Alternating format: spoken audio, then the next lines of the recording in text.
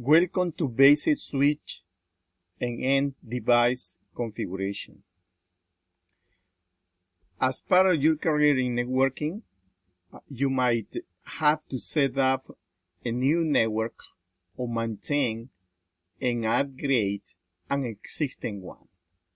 In either case, you will configure switches and end devices so that they are secure and performs effectively based on your requirements.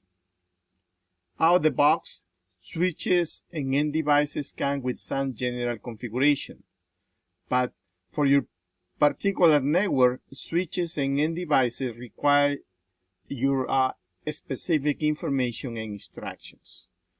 In this module, you will learn how to access Cisco IOS network devices. You will learn basic configuration commands and use them to configure and verify a Cisco IOS device and an end device with an IP address.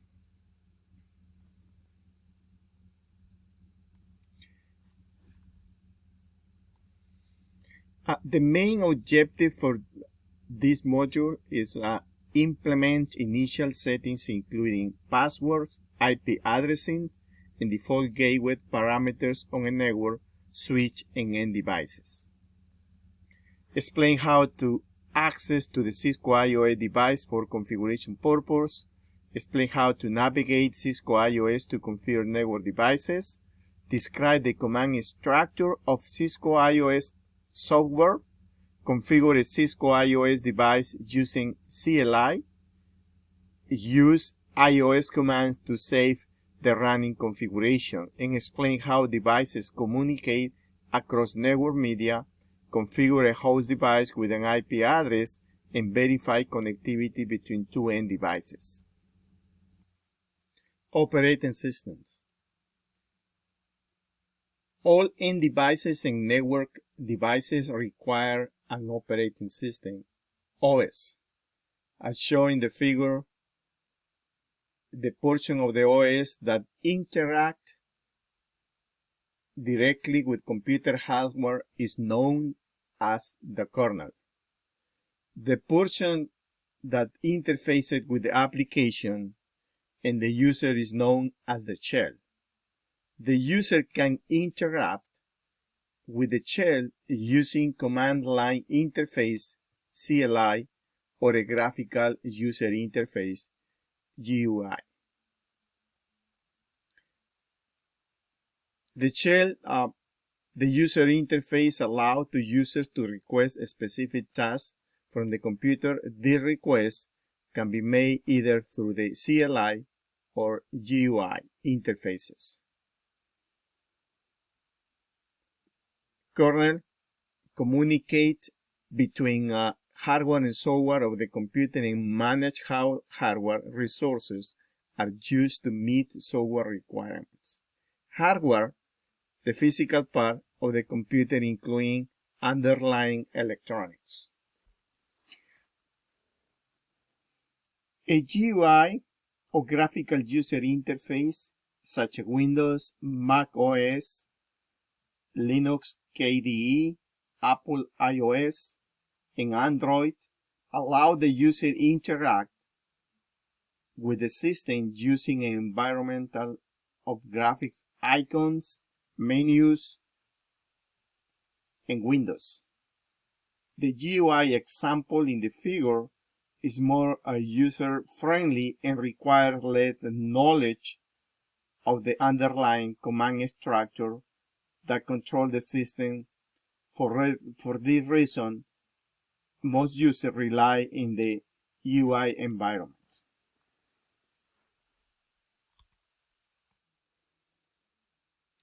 However, GUIs may not always be able to provide all the features available with the CLI. GUIs can also fail, crash, or not operate as specified. For this reason, network devices are typically accessed through the CLI. The CLI is less resource intensive and very stable when compared to a UI. The family of the network operating systems used on many Cisco devices is called the Cisco Inter-Network Operating System, IOS. Cisco IOS is used on many Cisco routers and switches regardless of the type of size of the device. Each device, router or switch type use a different version of the Cisco IOS. Other Cisco operating systems include iOS, XE, iOS XR, and NX-OS.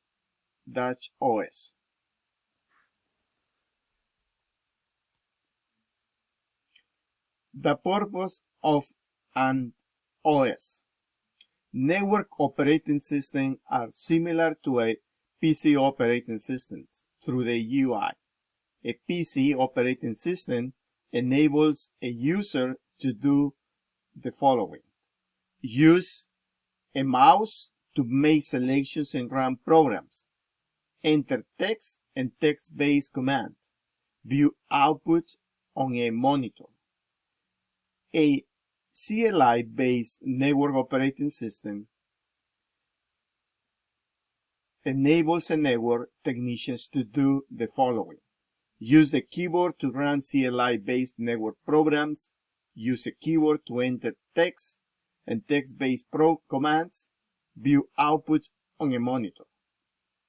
Cisco networking devices run particular versions of the Cisco IOS. The iOS version is dependent on the type of the device being used and the required features. While all devices come with a default iOS and feature set, it's possible to upgrade the iOS versions or feature set to obtain additional capabilities. Access method. A switch will forward traffic by default and does not need to be explicitly configured to operate. For example, two configured hosts connected to the same new switch will be able to communicate. Regardless of the default behavior of the new switch, all switches to be configured and secure. One of the ways is using the console. This is a physical management port that provides out-of-the-band access to a Cisco device. Out-of-band access refers to access via dedicated management channel that is used for device maintenance purpose only. The advantage of using a console port is that the device is accessible even if no networking services are configured, such as performing an initial configuration, a computer running terminal emulation software, and a special console cable to connect to the device are required for a console connection. Secure Shell, SSH. SSH is an in-band and recommended method for remotely establishing a secure CLI connection. Through a virtual interface over a network, unlike a console connection, SSH connections require active networking services on the device, including an active interface configured with an address. Most versions of the Cisco IOS include SSH server and an SSH client that can be used to establish SSH sessions with other devices. Telnet. Establish an insecure in-band method of remotely establishing CLI sessions through a virtual interface over the network. Unlike SSH, Telnet does not provide a secure encrypted connection and should be only used in a lab environment. User authentication, password, and commands are sent over the network in plain text. The best practice is to use SSH instead of the Telnet. Cisco IOS include both a Telnet server and Telnet client. Terminal emulation programs. There are several terminal emulation programs that you can use to connect to a networking device either by a serial connection over a console port or via SSH telnet connections. These programs allow you to enhance your productivity by adjusting window size, changing font size, and changing color schemes. One of those programs is a PADI, a TerraTurn, and Secure CRT.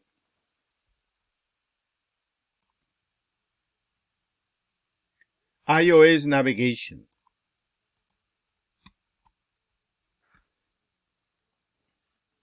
As a security feature, the Cisco iOS software separates management access into the following two command modes. User exit mode. This mode has limited capability but is useful for basic operations. It allows only a limited number of basic monitoring commands but does not allow the execution of any commands that might change the configuration of the device. The user exec mode is identified by the CLI prompt that ends with a greater than symbol. Privilege exit mode. To execute configurations command, a network administrator must access privilege exit mode. Higher configuration mode, like global configuration mode, can only be reached from privilege exit mode. The privilege exit mode can identify by the prompt ended with a hash symbol. Configuration mode and subconfiguration modes. To configure the device, the user must enter global configuration mode, which is commonly called global configuration config mode.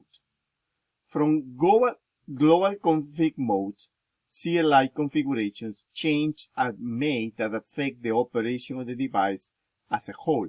Global configuration mode is identified by a prompt that ends with a config hash after the device name, such as switch config hash. Global configuration mode is accessed before other specific configuration mode. From global configuration mode, the user can enter different configuration modes. In each of these modes, allow the configuration of a particular part of the function of the iOS device. Two common site configuration modes include line configuration mode, used to configure console, SSH, telnet, or AUX access. Interface configuration mode, used to configure a switch port or a router network interface. Navigation between iOS modes. Various commands are used to move in and out of a command prompt. To move from exit mode to privilege exit mode, use the enable command. Use the disable privilege exit mode command to return to the user exit mode. To move in and out of global configuration mode, use the configure terminal privilege exit mode command. To return to the privilege exit mode, enter the exit global config mode command. There are many different subconfiguration modes. For example, to enter line subconfiguration mode, you use the line command followed by the management, line type, and the number you wish to access. Use the exit command to exit as a configuration mode and return to global configuration mode. To move from any subconfiguration mode of the global configuration mode to the mode one step above, in the hierarchy of the modes, enter the exit command. To move from any subconfiguration mode to the privilege exit mode, enter the end command or enter the key combination Control plus Z. You can also move directly from one subconfiguration mode to another.